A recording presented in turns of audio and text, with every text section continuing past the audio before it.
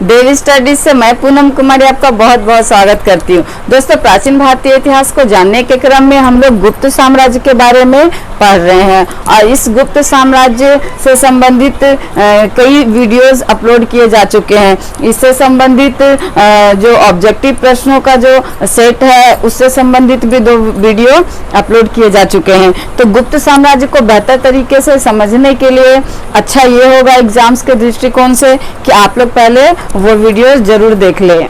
तो आइए हम लोग दोस्तों देखते हैं एक बार कि पिछले वीडियोस में हमने गुप्त साम्राज्य से संबंधित क्या जानकारियां प्राप्त की थी। तो हमने पिछले वीडियोस में देखा था कि गुप्त साम्राज्य से संबंधित जो उत्पत्ति के स्रोत थे, जानकारी के स्रोत थे, उनके बारे में हमने जाना।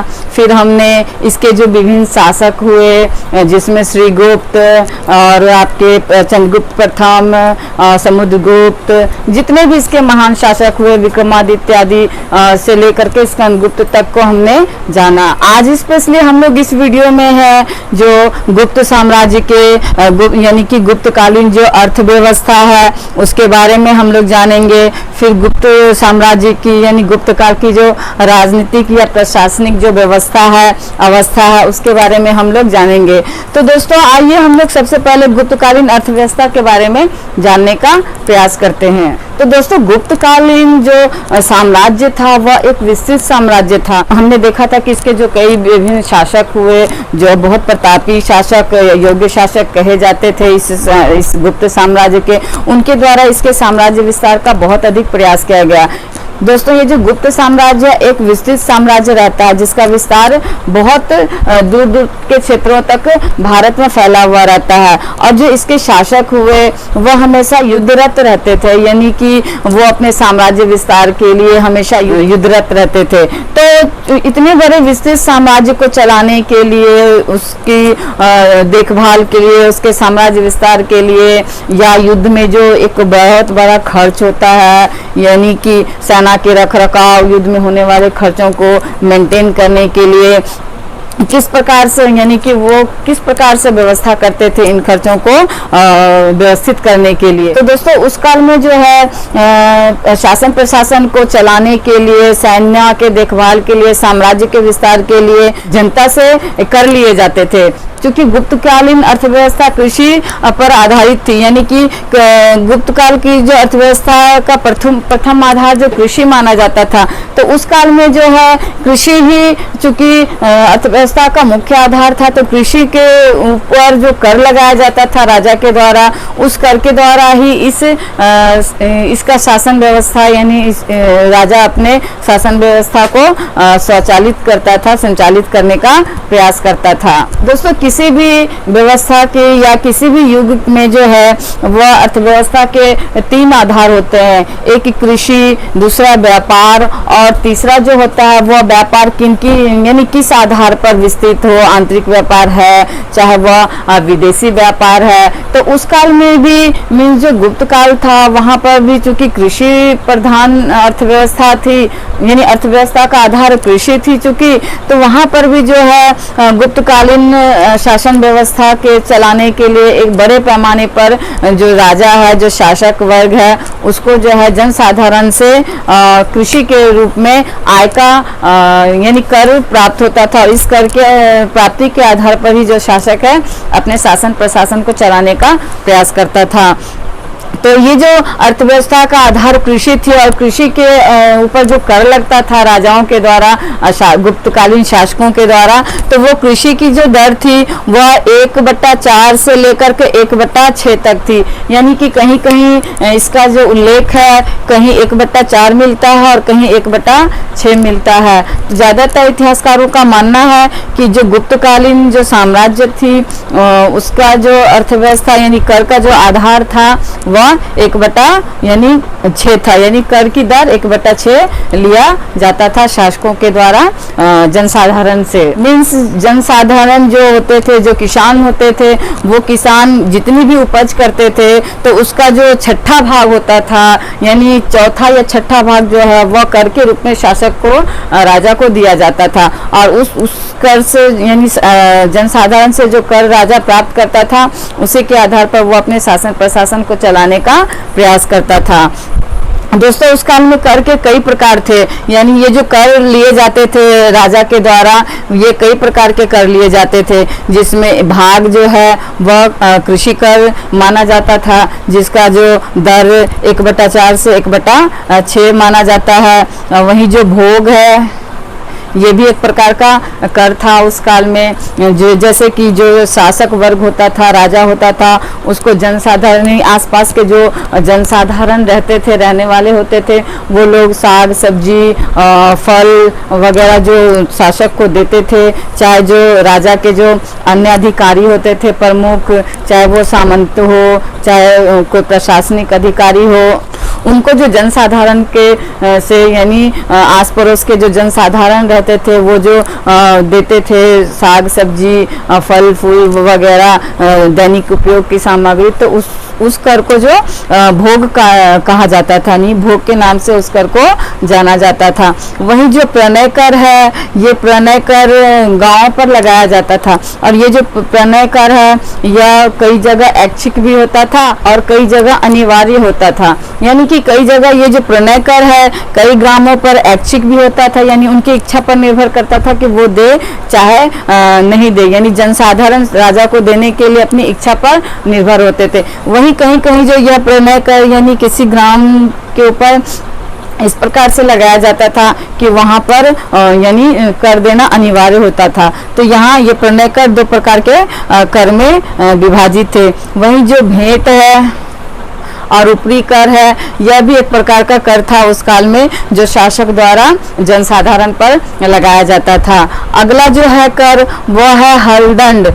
तो हलदंड ऐसा कर होता था दोस्तों, क्योंकि वहाँ कृषि बड़े पैमाने पर होती थी, तो कृषि का एक आधार माना गया था कि जैसे कि कोई किसान है, उसके पास भूमि का बड़ा टुकड़ा है और वो जितने हलों का इस्तेमाल करेगा कृषि में, यानी कृषि कार्य में उसे जितने हलों की आवश्यकता होगी, तो उसके पास जितने हल होंगे उस अनुसार उस पर कर लगाया जाता था। जिस किसान के पास जितने हल होते थे तो उस किसान के ऊपर उतना कर ये हलदंड कर लगाया जाता था।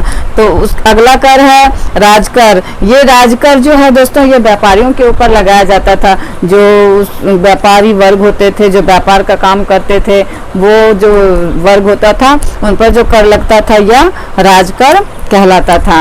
अब आगे हम लोग इसके यानी गुप्तकालीन जो अर्थव्यवस्था है उसमें जो भूमि के क्या क्या प्रकार है इसके बारे में हम लोग जानने का प्रयास करेंगे। तो भूमि के प्रकार में यानी कि इस गुप्त काल में, गुप्त साम्राज्य में भूमि को कई वर्गों में बांट करके शासन प्रशासन को चलाया जाता था, जिसमें क्षेत्र भूमि एक आता है। तो ये क्षेत्र भूमि उपजाऊ भूमि होते थे जिस पर किसान कृषि करता था, उस भूमि को क्षेत्र भूमि कहा जाता था। वहीं जो वास्तु भूमि है, ये वास्तु भूमि उस भूमि को कहा जाता था, मीन्स जहाँ पर कृषि नहीं होता है बल्कि उस भूमि का इस्तेमाल निवास के लिए किया जाता है, यानी जनसाधारण के रहने के लिए जो भूमि का इस्तेमाल किया जाता था, जिस पर कृषि नहीं किया जाता था बल्कि उसका इस्तेमाल निवास के लिए किया जाता था, तो उस भूमि को वास्तु भूमि कहा जाता था।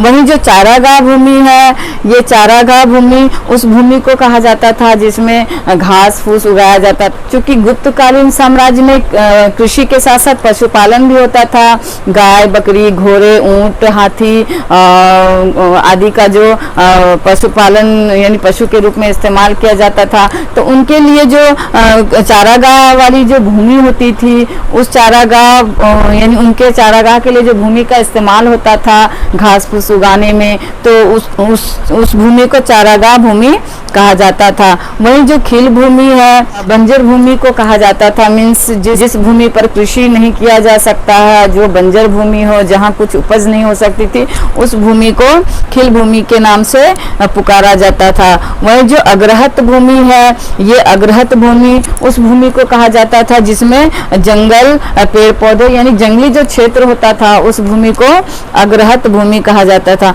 दोस्तों उस काल की यानी गुप्तकालीन समाज की एक अच्छी व्यवस्था थी कि ये जो अग्रहत भूमि थी, यानी कि जहाँ जो जंगल होते थे उस पर अगर कोई किसान चाहे, कोई नागरिक चाहे, कोई जनसाधारण चाहे, तो वह अपनी मेहनत से, अपने पैसों की सुविधा से अगर उस जंगल को काट करके वह फसल उगाना चाहे तो वो जो ज़मीन है वो शासक के द्वारा उस किसान को सौंप दिया जाता था। यानी कि अगर कोई अपनी मेहनत से किसी ज़मीन को के जंगल को साफ करके वहाँ कृषि करना चाहता था या करता था तो वह ज़मीन उस किसान की होती थी, ना कि राजा की या शासक की। तो ये उस काल की एक अच्छी व्यवस्था देखी जाती है। तो अग्रहत भूमि जंगली भूमि को कहा जाता था। अब हम लोग इसके कर के बारे में जानने का प्रयास करते हैं। यानी ये जो कर थे, भू राजस्व की जो दर थी, कृषि के रूप में जो राजा कर लेता था जनसाधारण से, तो उस कर को किस रूप में जो जनसाधारण है वह शासक को चुकाते थे, वो किस प्रकार से शासक को यानी राजा को कर देते थे, तो उसके बारे में हम लोग जानने का प्रयास करते हैं। तो दोस्तों ये जो कर है ये दो प्रकार से राजा जनसाधारण से कर लेते थे। एक तो हिरण्य कर कहा जाता था, जिसमें हिरण्य कर का अर्थ होता था कि नगद रूप में भुगतान, यानी कि जो जनसाधारण जो है नगद रूप में जो राजा को भुगतान करते थे कर का, तो वो कर हिरण्य कर कहलाता था। वहीं जो मय कर, उस कर को कहा जाता था कि जिस अवस्था में, जिस परिस्थिति में मान लीजिए कि कोई जनसाधारण या किसान मुद्रा के रूप में या नगद के रूप में राजा को कर का भुगतान नहीं कर पाता है, तो उस स्थिति में क्या करते थे, वो अनाज के द्वारा वो शासक को अपना कर चुकाते थे। यानी अपने जो भाग था कर का वो राजा को अनाज के बदले यानी अनाज के द्वारा वो चुकाते थे। तो नगद के रूप में दिया गया कर हिरण्य कर कहलाता था, और वहीं जो अनाज के रूप में जो कर दिया जाता था जनसाधारण के द्वारा शासक को, राजा को, तो वो मय कर कहलाता था। अब हमने देखा दोस्तों अर्थव्यवस्था का चूंकि प्रथम आधार कृषि थी, और दूसरा जो आधार था अर्थव्यवस्था का वह था आपका व्यापार। यानी अर्थव्यवस्था का प्रथम आधार तो कृषि थी और दूसरा जो आधार था व्यापार था। उस काल में व्यापार मीन्स अच्छी अवस्था में थी। मौर्य काल के तरह नहीं कह सकते हैं कि मौर्य काल में व्यापार की अवस्था जो है गुप्त काल से बेहतर अवस्था थी। कुषाण काल में भी जो है हमने देखा व्यापार की अवस्था अच्छी थी, किंतु गुप्त काल में बहुत अच्छी व्यापार की अवस्था नहीं थी। उत्तर गुप्त काल में जो है व्यापार का धीरे धीरे पतन होने लगता है। और यहाँ जो व्यापार है दोस्तों वह कई वर्गों में बांट करके किया जाता था। मीन्स जो व्यापारिक वर्ग थे वो अलग अलग वर्गों में बटे हुए थे, जिन्हें श्रेणी कहा जाता था। यानी जो व्यापारिक वर्ग होते थे, जैसे कि अब मान लीजिए कि जो जुलाहा वर्ग है या काश्तकार है या फिर कोई अन्य कार्य करने वाला या वस्त्र उत्पादक हो, कोई भी ऐसा वर्ग हो, तो वो सबका अलग अलग वर्ग होता था। यानी एक समान कार्य करने वाले जितने लोग होते थे, जितने व्यापारी होते थे, उनका एक वर्ग बन जाता था और उस वर्ग को श्रेणी कहा जाता था। और उस श्रेणी का जो मुखिया होता था, हेड होता था, उसको ज्येष्ठक कहा जाता था।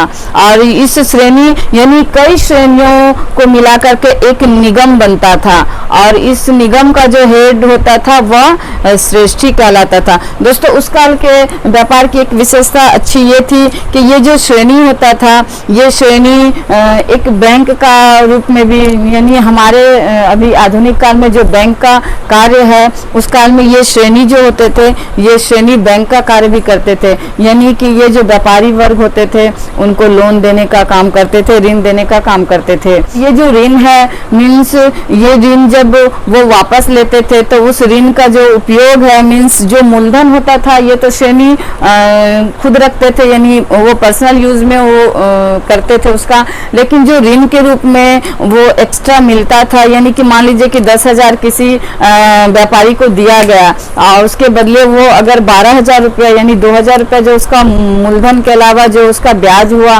वो आया, तो वो उसको पर्सनल यूज के लिए, यानी वो पर्सनल यूज नहीं करते थे उसको, बल्कि उसका जो इस्तेमाल है वो धार्मिक कार्यों में करते थे। जैसे किसी मंदिर का निर्माण हो, चाहे उसकी रख रखाव की व्यवस्था हो, चाहे वो पूजा पाठ, चाहे प्रसाद, दीप, दिए, जो भी धार्मिक प्रकार के कार्य होते थे, तो वो जो ऋण के रूप में जो एक्स्ट्रा मिलता था, यानी कि मूलधन के अलावा जो ब्याज जो मिलता था, उस ब्याज का इस्तेमाल वो लोग धार्मिक कार्यों में करते थे। और इस श्रेणी की और एक विशेषता थी कि ये जो श्रेणी है यानी कि न्याय का कार्य भी करते थे, यानी व्यापारी वर्ग जो होते थे उनमें आपस में जो मिसअंडरस्टैंडिंग होती थी, या किसी प्रकार का कोई गुनाह हो, कोई गलती हो, आदान प्रदान में परेशानी हो, यानी व्यापारी वर्गों के बीच जो किसी प्रकार की समस्या होती थी, किसी प्रकार का अन्याय होता था, किसी प्रकार की बेईमानी या किसी तरह का कुछ भी जो न्यायोचित नहीं होता था, तो उसकी जो न्याय की व्यवस्था है इस श्रेणी में ही सुलझाया जाता था, यानी इस श्रेणी से बाहर वो मैटर नहीं जाता था। तो ये श्रेणी जो है यह न्याय का कार्य भी करते थे, यानी ये श्रेणी जो है धार्मिक कार्यों के अतिरिक्त न्यायिक कार्यों में भी सक्षम होती थी। अब हम लोग जो गुप्तकालीन अर्थव्यवस्था है उसमें उसके प्रमुख व्यापारिक नगरों के बारे में जानने का प्रयास करते हैं कि किन नगरों से व्यापार का संचालन होता था उस काल में, कौन कौन से नगर प्रमुख थे व्यापारिक, उनके बारे में हम लोग जानने का प्रयास करते हैं। तो दोस्तों इसका जो सबसे प्रमुख व्यापारिक नगर वह उज्जैन माना जाता है। उज्जैन के प्रमुख व्यापारिक केंद्र होने का एक और कारण रहता है क्योंकि यह जो क्षेत्र है यह भारत के केंद्र में स्थित रहता है और यहाँ से जो है अलग अलग व्यापारिक नगरों में जाने के लिए रास्ते आसानी से उपलब्ध होते थे। तो इस वजह से भी जो है इस काल की जो प्रमुख व्यापारिक नगर वह उज्जैन मानी जाती है। और इससे संबंधित भी बहुत सारे प्रश्न एग्जाम्स में पूछे जाते हैं कि जो गुप्तकालीन जो नगर है यानी व्यापारिक नगर कौन सी है प्रमुख, तो गुप्तकालीन प्रमुख नगर उज्जैन है। अगला जो व्यापारिक नगर है वह भरौच है और उसके आगे प्रतिष्ठान यानी भरौच, प्रतिष्ठान, विदिशा, प्रयाग, पाटलिपुत्र, ताम्रलिप्ति, मथुरा और अहिच्छत्र और कौशाम्बी, ये सब जो है गुप्त काल की प्रमुख व्यापारिक नगर थी। ताम्रलिप्ति तो ये जो है एक प्रमुख बंदरगाह रहता है इस काल का, यानी कि प्रमुख व्यापारिक नगर उज्जैन माना गया है इस गुप्त साम्राज्य का, और जो बंदरगाह रहता है यह मुख्य यह ताम्रलिप्ति रहता है जो इस काल का प्रमुख बंदरगाह माना जाता है। तो ये इसके व्यापारिक कुछ नगर थे जहाँ से बार बार एग्जाम्स में प्रश्न पूछे जाते हैं। तो इसके व्यापारिक नगरों में हमने देखा उज्जैन, भरौच, प्रतिष्ठान, विदिशा, प्रयाग, पाटलिपुत्र, ताम्रलिप्ति, मथुरा, अहिच्छत्र और कौशाम्बी। तो ये प्रतिष्ठान दोस्तों सातवाहनों की राजधानी रही थी जो गोदावरी नदी के तट पर स्थित थी। तो ये हमने इसके प्रमुख नगरों के बारे में जाना। अब हम लोग देखते हैं इसका व्यापार किन किन चीज़ों के यानी किन किन देशों के साथ इसका जो बाहरी व्यापार था यानी विदेशी व्यापार था वह किन किन क्षेत्रों से होता था। तो इसका चूंकि ये जो गुप्तकालीन अर्थव्यवस्था कृषि और व्यापार दोनों पर आधारित थी, तो यहाँ जो व्यापार का जो विस्तार था वह आंतरिक ही नहीं था बल्कि विदेशी व्यापार भी यहाँ पर होते थे। और इन विदेशी व्यापारों में चीन से जो है वह रेशम का आयात होता था। दोस्तों चीन आज भी रेशम के उत्पादन में सर्वप्रथम अग्रणी राष्ट्र रहा है। उस काल में भी जो है चीन का बड़े पैमाने पर यानी चीन में बड़े पैमाने पर रेशम का इस्तेमाल होता था। भारत का यानी गुप्तकालीन अर्थव्यवस्था में जो प्रमुख व्यापारिक आधार था वह वस्त्रों का उत्पादन था। यानी गुप्तकाल में जो है दोस्तों सबसे ज्यादा वस्त्रों के उत्पादन का व्यापार था। तो चीन से जो है रेशम का आयात होता था और भारत का जो है बड़े पैमाने पर रोम के साथ उस काल में व्यापार चलता था। तो जो चीन और रोम के बीच जो है भारत वो मध्यस्थता का काम करता था। जो चीन से रेशम आयात करके वही जो रेशम है वह रोम के से निर्यात किया जाता था भारत के द्वारा। तो इस प्रकार क्या होता था, भारत को एक बहुत बड़ा इनकम का स्रोत था भारत के लिए रोम एक बहुत बड़ा। किंतु क्या होता है कि उस सदी में बड़े पैमाने पर हुनों का आक्रमण होता है। हमने देखा था पिछले वीडियोस में कि स्कंदगुप्त के शासनकाल में किस प्रकार हुनों का बार बार आक्रमण होता था। तो उसी काल में क्या होता है कि रोम पर भी, यानी कि यूरोप के पूर्वी भाग और एशिया के पश्चिम भाग में क्या होता है कि उस समय हुनों का बड़े पैमाने पर आक्रमण होता है। तो ये जो रोम है ये इन आक्रमणों से इतना परेशान रहता है, इतना ज़्यादा वो डिस्टर्ब रहता है कि वह बाहरी व्यापार को वो संभाल नहीं पाता है, ध्यान नहीं दे पाता है। तो क्या होता है कि वह जो चीन के द्वारा जो भारत रेशम मंगाता था, जिसे रोम के साथ व्यापार करता था, वो जिससे इनकम प्राप्त होता था बहुत बड़ी मात्रा में भारत को रोम से, तो वो क्या होता है धीरे धीरे बंद हो जाता है। तो इसलिए जो उत्तर गुप्त काल की जो, यानी कि बाद में जो शासक हुए उस काल में क्या होता है, स्कंदगुप्त के बाद जो शासक हुए उस काल में क्या होता है कि व्यापार की स्थिति इतनी अच्छी नहीं रहती। यानी स्टार्टिंग में जो गुप्त काल के जो शासक हुए महान चंद्रगुप्त प्रथम, चंद्रगुप्त द्वितीय, समुद्रगुप्त, ये सब के शासन काल में तो ये व्यापार की स्थिति अच्छी रहती है, किंतु उत्तर गुप्त काल में स्कंदगुप्त के बाद जितने भी शासक हुए वो इतने बड़े साम्राज्य को चला नहीं पाए। तो इस यहाँ व्यापार की स्थिति भी यानी व्यापार भी अपनी अवनति की स्थिति में आ जाता है। तो उस काल में चीन से रेशम का आयात होता था, वहीं इथोपिया से जो है वह हाथी के दांत का आयात होता था, वहीं जो अरब और ईरान से जो है वह घोड़े बड़े पैमाने पर आयात किए जाते थे। मौर्य काल में हमने देखा था कि जो हाथियों की बहुतायता थी और वहाँ उस काल तक जो हाथियों का महत्व अधिक था, किंतु गुप्त काल में क्या होता है कि घोड़ों को, यानी युद्ध में हाथियों से ज़्यादा घोड़ों का इस्तेमाल होने लगता है। अरब ईरान से जो है घोड़े आयात किए जाते थे। और यहाँ जो है यानी प्रमुख उद्योग में वस्त्र उद्योग थे। वस्त्र उद्योग में भी सूती, ऊनी, रेशम आदि के वस्त्रों का उत्पादन यहाँ होता था और इसका जो निर्यात चीन आदि देशों में किया जाता था। दोस्तों, अर्थव्यवस्था का जो आधार कृषि थी, तो यहाँ पर मैं एक चीज़ बताना भूल गई कि यहाँ कृषि की व्यवस्था मीन्स कृषि जो है पूर्णतः जो है वर्षा पर आधारित थी। मीन्स हमने देखा था कि मौर्य काल में जो चंद्रगुप्त मौर्य के द्वारा जो सुदर्शन झील का निर्माण करवाया गया था कृषि की व्यवस्था यानी किसानों की सुविधा के लिए, तो इस काल में क्या होता कि इस काल में भी कुछ छोटे मोटे नहरों का निर्माण होता है। और हमने देखा था कि स्कंदगुप्त जो है इस सुदर्शन झील का जीर्णोद्धार करवाता है। किंतु जिस प्रकार मौर्य शासन में कृषि की व्यवस्था यानी किसानों की सुविधा के लिए कृषि की व्यवस्था की गई थी, सिंचाई की व्यवस्था की गई थी, उस प्रकार की व्यवस्था यहाँ नहीं दिखाई देती है। इस वजह से यहाँ की जो कृषि है पूर्णतः वर्षा पर आधारित मानी जाती थी। तो ये दोस्तों हमने गुप्तकालीन अर्थव्यवस्था के बारे में जाना, जिसमें हमने देखा कृषि किस प्रकार की थी और कृषि का जो यानी कृषि के से जो कर राजा को मिलता था जनसाधारण के द्वारा, उसकी क्या दर थी, उस कर के प्रकार क्या थे, वहाँ भूमि के क्या प्रकार थे, वहीं जो कर के क्या प्रकार थे। फिर अर्थव्यवस्था का दूसरा आधार हमने व्यापार देखा, व्यापार में श्रेणी, श्रेष्ठी आदि के बारे में जाना। फिर हमने इसके प्रमुख व्यापारिक नगर के बारे में जाना। फिर हमने इसका व्यापार यानी गुप्तों का व्यापार किन किन देशों के साथ होता था ये हमने जाना। तो कुल मिलाकर गुप्तकालीन अर्थव्यवस्था को हमने जाना। अब हम लोग आगे इस वीडियो में गुप्तकालीन जो राजनीतिक या प्रशासनिक व्यवस्था है उसके बारे में जानने का हम लोग प्रयास करते हैं। दोस्तों, गुप्त काल का जो प्रशासन था वह राजतंत्रात्मक था।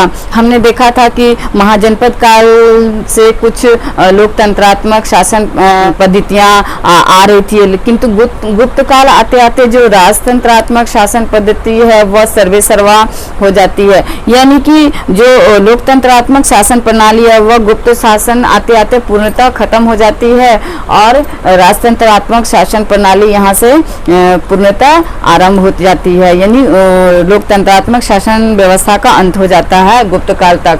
तो राजतंत्रात्मक व्यवस्था में लगभग सब कुछ उसी प्रकार थी जिस प्रकार यानी कि मौर्य काल में हमने देखा, अन्य वंशों में हमने देखा, उसी प्रकार की व्यवस्था यहाँ पर भी देखने को मिलती है। लेकिन यहाँ पर एक खासियत यानी एक अलग बात देखने को मिलती है, जो यहाँ प्रशासन का तो प्रमुख यहाँ पर भी राजा ही होता था, किंतु इस काल में जो है एक नई बात देखने को मिलती है गुप्त काल में कि जो राजा होता है वह दैवीय अधिकार के अंतर्गत स्वयं को देवता का प्रतिनिधि मानता था। यानी कि यहाँ पर दैवीय अधिकार के अंतर्गत जो राजा होता था वह खुद को देवता का प्रतिनिधि मानता था और वह मानता था कि उसे देवताओं के द्वारा राजा बना करके भेजा गया। यानी कि वह जो राजा है वह देवताओं का प्रतिनिधि बन करके शासन प्रशासन को चलाने के लिए आया है। यानी वह खुद को दैविक शक्ति के अनुसार वह जो है खुद को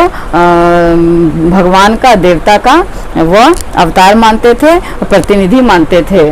तो ये खासियत इस काल की देखी जाती है। क्योंकि हमने मौर्यों के शासन काल में देखा था कि जो मौर्यों का शासन था वह केंद्रीयकृत शासन थी, किंतु ये जो गुप्तों का शासन है वह केंद्रीयकृत पूर्णतः नहीं कह सकते उसको। इसको इस प्रकार से हम लोग समझ सकते हैं कि जैसे जो इसके प्रमुख शासक हुए, जैसे चंद्रगुप्त प्रथम, समुद्रगुप्त, फिर चंद्रगुप्त द्वितीय, फिर कुमारगुप्त और स्कंदगुप्त आदि, तो ये जो प्रमुख शासक थे इस गुप्त काल के, तो यहाँ तक क्या होता है, शासन का जो व्यवस्था है वह केंद्रीयकृत रहता है। यानी कि संपूर्ण, चूंकि यह एक विस्तृत साम्राज्य था, तो इस विस्तृत साम्राज्य पर क्या होता है कि राजा का एकाधिकार रहता है। मतलब एकाधिकार का मतलब है शासन प्रशासन का हेड जो है वह राजा ही होता था, प्रमुख राजा ही होता था, किंतु वह जो है शासन प्रशासन को कई भागों में बांट करके चलाता था। किंतु जब स्कंदगुप्त के बाद जो जितने भी शासक हुए वो अयोग्य शासक माने जाते थे, वह शासन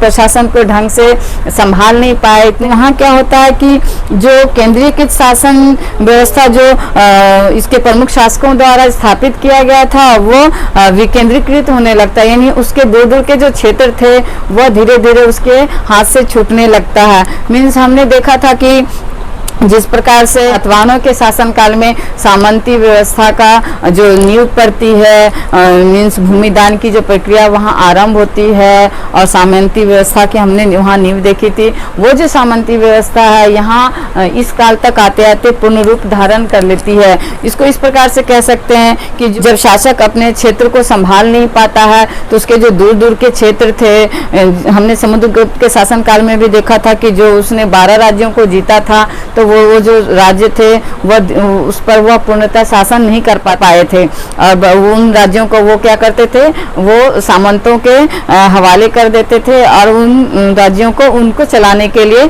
यानी अपने अंदर उन राज्यों को चलाने के लिए उन सामंतों को दे देते थे। तो वही व्यवस्था क्या होता है, स्कंदगुप्त के बाद क्या होता है, वही व्यवस्था यानी सामंती व्यवस्था जो है यह पूर्णतः प्रभाव में आती है, और जो दूर दूर के जो क्षेत्र होते हैं वह शासक के हाथों से स्वतंत्र होने लगते हैं, यानी वो अपना स्वतंत्र अस्तित्व स्थापित करने लगते हैं। तो ये इस काल की, यानी कि मौर्यों के समान इस काल की जो व्यवस्था है, शासन व्यवस्था, वह केंद्रीकृत ना होकर के विकेंद्रीकृत मानी जाती है। यानी कि इस काल में जो है सामंती व्यवस्था का पूर्णतः विकास हो जाता है। और चूंकि हमने देखा कि प्रशासन कई इकाइयों में विभक्त, मीन्स शासक जो है वह प्रशासन को कई इकाइयों में विभक्त करके अपने शासन प्रशासन को चलाता था, जिसमें जो प्रशासन की जो प्रथम इकाई है वह देश कहलाता था, वहीं जो इसकी अगली इकाई है प्रशासन की वह भुक्ति कहलाती थी, उसकी अगली इकाई विषय, और जो सबसे अंतिम और सबसे छोटी इकाई थी वह ग्राम कहलाती थी। यानी कि जो प्रशासन है वह देश, भुक्ति, विषय और ग्राम में बटा हुआ था, और ये जो देश का जो मुखिया होता था, ये जो प्रांत होता था, जो देश होता था, यानी प्रशासन का जो, जिसको हम लोग प्रांत कहते हैं, वह देश कहलाता था। इसका जो मुखिया होता था वह गोपना कहलाता था। वहीं जो भुक्ति का जो हेड होता था यह उपरी कहलाता था। वहीं जो विषय का हेड होता था वह विषयपति कहलाता था, और ग्राम का जो हेड होता था वह ग्रामिक कहलाता था। तो इस प्रकार प्रशासन को कई भागों में बांट करके उस काल में राजकाज को चलाने का प्रयास किया जाता था शासक के द्वारा, राजा के द्वारा। और ये जो यानी शासन प्रशासन को जो कई भागों में बांट करके चलाने का प्रयास किया जाता था, तो इसके कई प्रशासनिक अधिकारी भी नियुक्त किए जाते थे, जिसमें आपका सर्वाध्यक्ष जो होता था वह मंत्रिमंडल का अध्यक्ष होता था, यानी जो मंत्रिमंडल का निर्माण किया जाता था राजा के द्वारा उसके शासन प्रशासन में मदद के लिए, हेल्प के लिए, उसका जो हेड होता था वह सर्वाध्यक्ष कहलाता था। वहीं जो प्रतिहार जो होता है वह प्रतिहार यानी कि जो अंतःपुर यानी कि राजा जहाँ निवास करता था, राजा को जहाँ रानियाँ रहती थी, जहाँ राजकुमार रहते थे, उस अंतःपुर की जो व्यवस्था सुरक्षा के लिए जो सैन्य की टुकड़ी रहती थी उसका जो हेड होता था वह प्रतिहार कहलाता था। और वहीं जो राजमहल यानी संपूर्ण राजमहल का जो सुरक्षा गार्ड कह सकते हैं, यानी सुरक्षा के लिए जो सैनिकों की टुकड़ी होती थी उसका जो अध्यक्ष होता था वह महाप्रतिहार कहा जाता था। और राजा से मिलने से पहले यानी अगर राजा अंतःपुर में है, रानियों के कक्ष में है, ये वो अपने सैन कक्ष में है, तो वहाँ अगर किसी को राजा से मिलना है उस पीरियड में तो ये प्रतिहार से परमिशन लेना पड़ता था। वहीं अगर राजा राजमहल के किसी क्षेत्र में है, किसी भाग में है, तो वहाँ महाप्रतिहार से परमिशन लेकर के, ऑर्डर लेकर के उस राजमहल में राजा से मिलने का व्यवस्था किया जाता था। वहीं जो कुमारमात्य है वह राजा का प्रमुख व्यक्ति होता था। दोस्तों हमने मौर्य काल में भी देखा था कि जो 5 प्रांतों में मौर्य काल को बांट करके शासन प्रशासन को चलाने का प्रयास किया जाता था। तो मौर्य काल में भी हमने देखा था कि किस प्रकार से जो उसके करीबी होते थे, यानी शासक के जो करीबी होते थे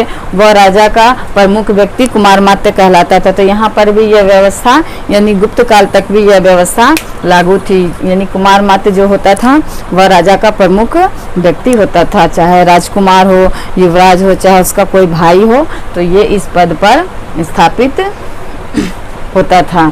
वही जो महासंधि विग्रहिक जो है वह युद्ध और शांति का अध्यक्ष होता था, यानी युद्ध के समय किस प्रकार की नीति होगी या युद्ध अगर नहीं हो रहा है तो देश में किस प्रकार से शांति व्यवस्था को लागू किया जाए, उसका जो हेड होता था वह महासंधि विग्रहिक होता था। वही महाभंडाराधिकृत जो है वह राजकोष का अध्यक्ष माना जाता था, यानी कि अभी जो हम वित्त मंत्री हम अपने यहाँ जो देखते हैं उससे इसकी तुलना हम लोग कर सकते हैं।